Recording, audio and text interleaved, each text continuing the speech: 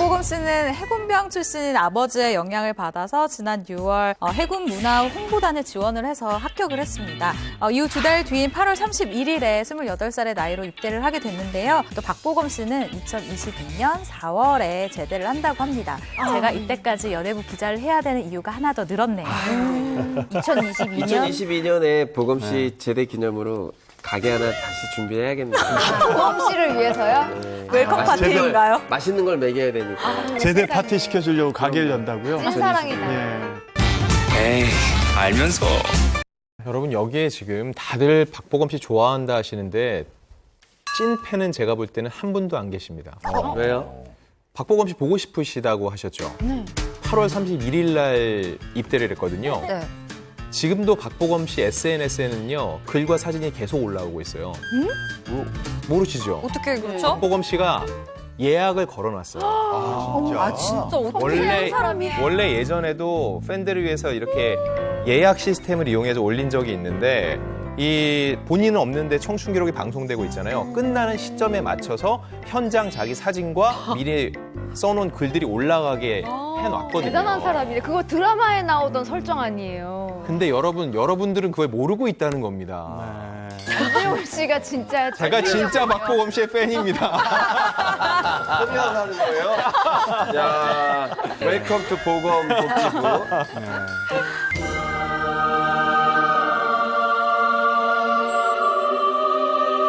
자, 사실 파산까지 이르진 않았지만 가족이 진 빚으로 인해서 고생한 스타들은 정말 많습니다.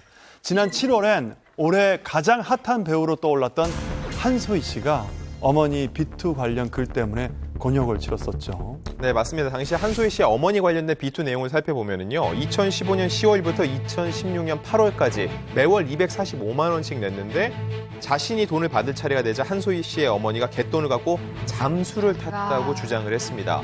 당시 글을 남긴 사람은요. 한소희 씨 어머니에게 받아야 될 돈이 한 2천만 원 정도 되는데 지난 4년 동안 한 번에 막 10만 원, 20만 원씩 이렇게 받아서 지금은 이자를 제외하고 원금은 970만 원 정도 남아있다라고 주장을 했습니다. 네. 이때 그 한소희 씨 어머니 비투 폭로글로 한창 인기가도를 달리고 있는 한소희 씨가 피해를 받을까봐 많은 분들이 정말 걱정을 했던 기억이 있거든요. 네. 그 당시 한소희 씨 어머니의 비투 소식이 전해지자마자 자신의 블로그에 신경을 담았는데요. 20살 때 어머니의 채무를 알게 됐고 천륜이기에 자식된 도리로 데뷔하기 전부터 힘닿는 곳까지 어머니의 빚을 변제해 드렸다라고 설명을 했고요. 어리고 미숙한 판단으로 빚을 대신 변제해 주는 것만이 해결책이라고 생각했던 불찰로 인해 많은 피해자가 생긴 것 같아 죄송한 마음뿐이다 라면서 거듭 사과를 했습니다. 당시 한소희 씨 어머니의 비투로 인해서 한소희 씨의 주변 사람들이 나서서 말하기를요. 각종 아르바이트를 하며 모은 돈으로 어머니의 채무를 변제해왔고 심지어 어머니의 빚을 갚기 위해서 한소희 씨가 온갖 광고료를 다 붓기도 했대요. 그럼에도 불구하고 한소희 씨의 엄마가 또 딸의 이름을 팔아서 계속해서 빌리고를 반복하면서 한소희 씨가 이제 어머니와의 연을 끊었다라는 이야기를 했습니다.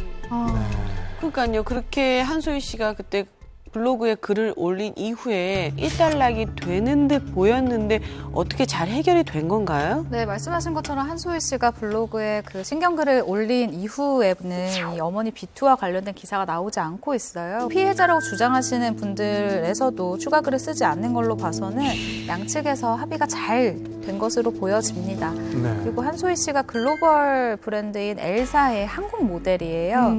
근데 이 일이 있은 후에 SNS 첫 게시물로 이 브랜드의 그 현장 사진, 그러니까 이 브랜드에서 찍은 사진을 게시를 하면서 여전히 예쁜 근황을 알렸어요. 그래서 제가 이 브랜드 쪽에 문의를 해봤는데 스태프들이 굉장히 걱정을 했대요. 혹시나 좀 위축되지 않을까. 위축되지 않았을까? 혹시나 좀 힘들어하지 않을까를 걱정을 했는데 굉장히 좀 의욕적으로 촬영에 임했다라고 합니다. 그리고 이건 한소희 씨보다 제가 조금 더 빠른 소식일 수도 있는데 중국 쪽에서 또 중국 모델로 한소희 씨를 또 리스트 중에서 이제 좀 보고 있더라고요.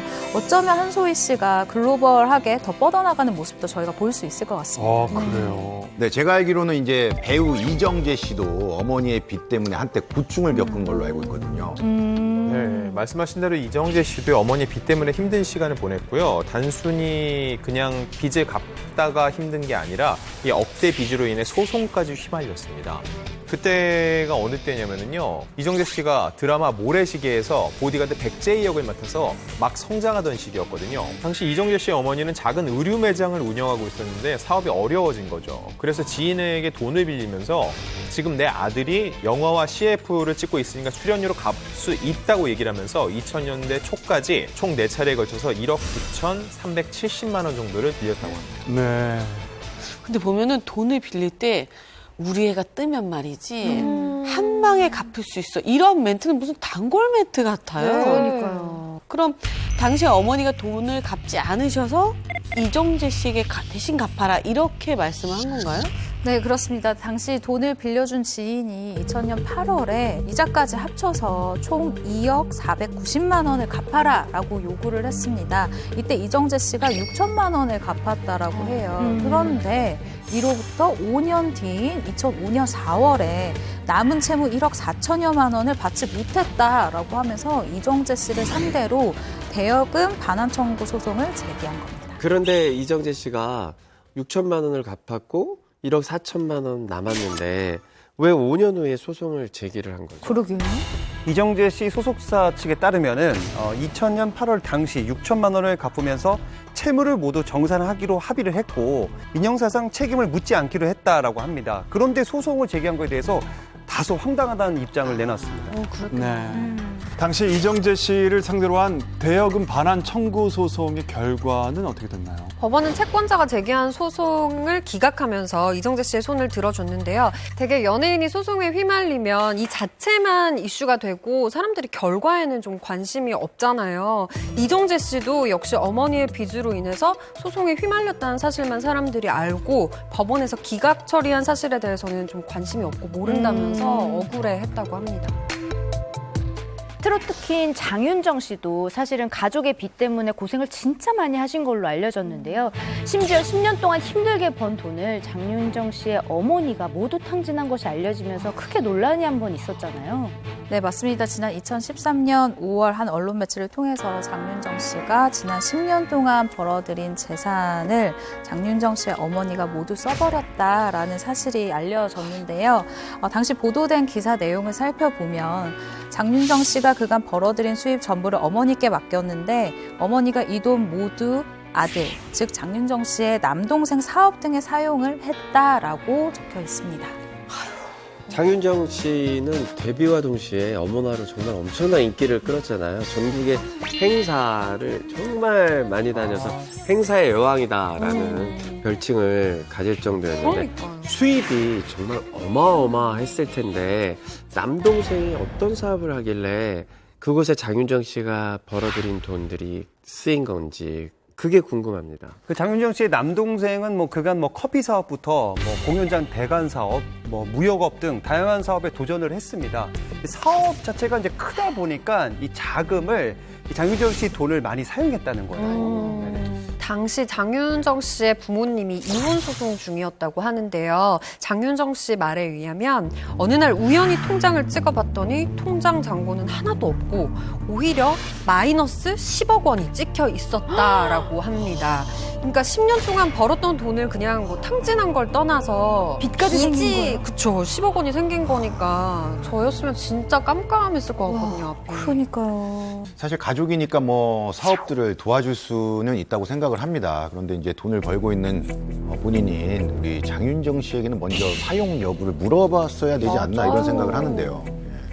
그 당시에 장윤정 씨 가족들이 언론 매체를 통해서 굉장히 적극적으로 응대를 하고 본인들의 입장을 주장을 했는데 딸의 재산을 탕진하지 않았으며 딸은 이미 집을 나간 뒤 연락이 끊긴 상태라고 얘기를 했고요. 그 장윤정 씨의 남동생 역시 누나 장윤정에게 손에 끼친 일은 없다. 누나가 생긴 빚이라고 하는 것은 자산 관리를 잘못했기 때문에 생긴 것이라면서 장윤정 씨의 재산을 탕진했다는 얘기를 부인했습니다. 네, 당시 장윤정 씨가 지난 2014년 3월에 자신의 입장을 명확히 합니다. 남동생을 상대로 자신에게 빌린 이 3억 2천만 원을 갚으라면서 대여금 반환 청구 소송을 낸 것인데요. 1년 4개월 뒤인 2015년 7월 재판부는 남동생에게 3억 1,968만 원을 장윤정에게 반환하라라는 판결을 내렸습니다. 사실 가족 빚을 대신 갚는 것도 참 힘든 일인데 가족과 소송까지 치르는 거 이거 보통 일이 아닙니다. 참 장윤정 씨 정말 마음고생 많이 했을 것 같습니다. 네.